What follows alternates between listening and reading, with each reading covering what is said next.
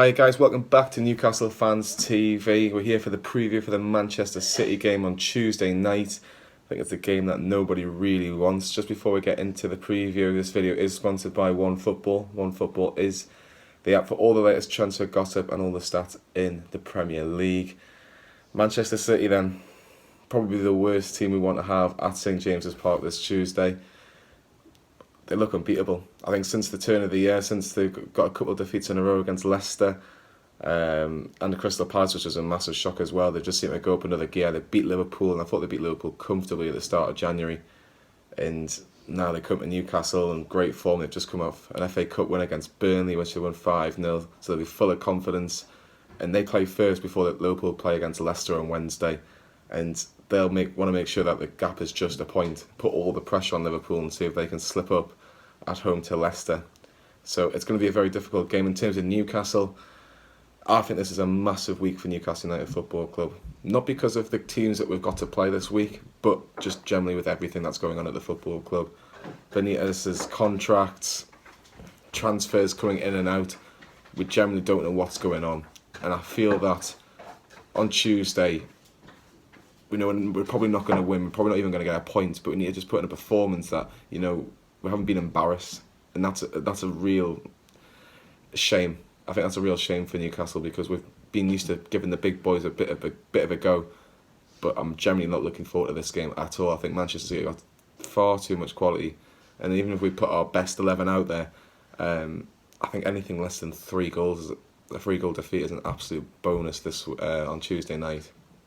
In terms of team lineups, we've seen the game on Saturday against Watford. A few changes was made, but none of them took a chance. Jacob Murphy didn't take his chance really. Kennedy just looks like a different player.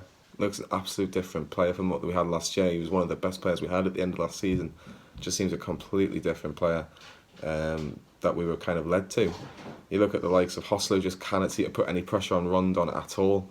And the centre of midfielder have got limited options. So it's going to be really, really difficult. The team I'd go for Manchester City would be Dubravka in goal, Yedlin at right wing back, Ritchie at left wing back, and depending on who's fit as centre half, I think the 3 best informed defenders, Lejeune, Lascelles and Shaw would be the 3 centre halves. Midfield, depending on who's fit, but I would throw Diarmi back in there, not because I think he's the best midfielder we've got, but mainly because he knows the Premier League, he knows these sort of games, he knows what you need to do, you know when to put your foot in and just maybe relieve a little bit of pressure.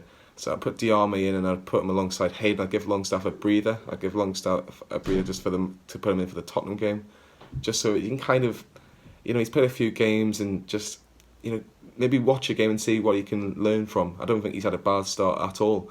I just think it would benefit him just to maybe keep it out of this game because we don't know what sort of impact this result might have on the players. In terms of on the wing, I think Perez and Atsu, I don't really rate him. I think I can't remember last time he made an assist or a goal, but at the minute he's the player that Rafa likes, so I'll go with Perez and Atsu, and then obviously Solomon Ronan has to start because Hosler at the minute is just absolutely woeful. I think if anyone was at the game on Saturday or against Blackburn in any of those games, you just can't really trust him at the minute. In terms of Newcastle though, we really, really need to just show that the fans that, at least we can try. If we get beat, we get beat, but put a bit of effort in. Try not to give away silly free kicks and make silly passes. When we get the ball, let's try and keep it for as long as possible because we know Manchester City are going to be like, they're going to press, they're going to make it very difficult, like Sterling, Sané, Aguero, De Bruyne, the 2 Silvers. It's going to be a very, very difficult night for Newcastle. I think the sooner we get this game out of the way, the better. In terms of this week in general, though, we need players through the door. We desperately need players through the door, and it's time that Lee Charnley gets his finger out and does something because Rafa's pleading. I think he's almost, like you can see in his press conference on Saturday night, he kind of gave up. It was just like, well, I've told you so many times I need certain players. Is the Almiron deal going to get through? By the look of it, they've already got their replacements and they need to sell. Surely it's just a case of negotiating a price and trying to suit all parties. It's not rocket science. In terms of getting a full-back in, why are we going after a full-back that was injury-prone and now we're going for another full-back who hasn't kicked a ball for 2 months because he can't get in the team? it's just absolutely nonsense. It's just terrible management from the top. And I can understand why Rafa Benitez is getting so frustrated. I think the fans are getting so frustrated. It is very flat at the minute.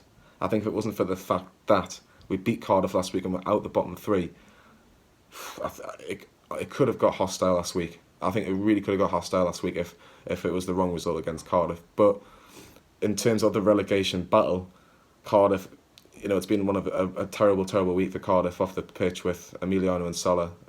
Obviously, he hasn't been confirmed dead or the pilot, but their minds are going to be away from football, and I think they travelled to Arsenal. Whatever happens in that game, it doesn't really matter.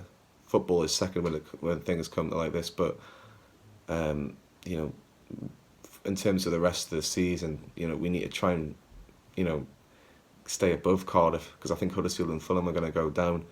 But I think from now at the end of the season, it'll probably be ourselves, Cardiff, and maybe Burnley if Burnley can't get back on that sort of run that they were on from Christmas onwards. But prediction-wise, it's going to be a tough one. I'd love to say Newcastle could score, but I think I'm being a bit optimistic at the minute, especially the fact we couldn't score against Watford reserves. I'm going to go Newcastle United 0, Manchester City 3, which is painful for me to say, but I think it's probably justified considering the team they've got and the team we've got. Get your predictions in below. Can you see Newcastle getting anything out of this? Can you see any changes to the team? Can you see Rafa being ultra defensive? And just a little side note, who do you think will win the league between Manchester City and Liverpool? We've seen Liverpool playing the beat us quite comfortably at Anfield. We gave Man City a good go at the start of the season.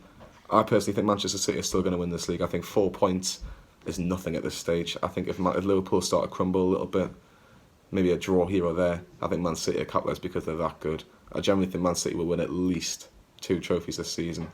So, get your comments in below. Newcastle versus Manchester City on Tuesday night. Hopefully see you there. Hopefully see you for fan cams afterwards. Like and subscribe to Newcastle Fans TV, and we'll see you at the next game.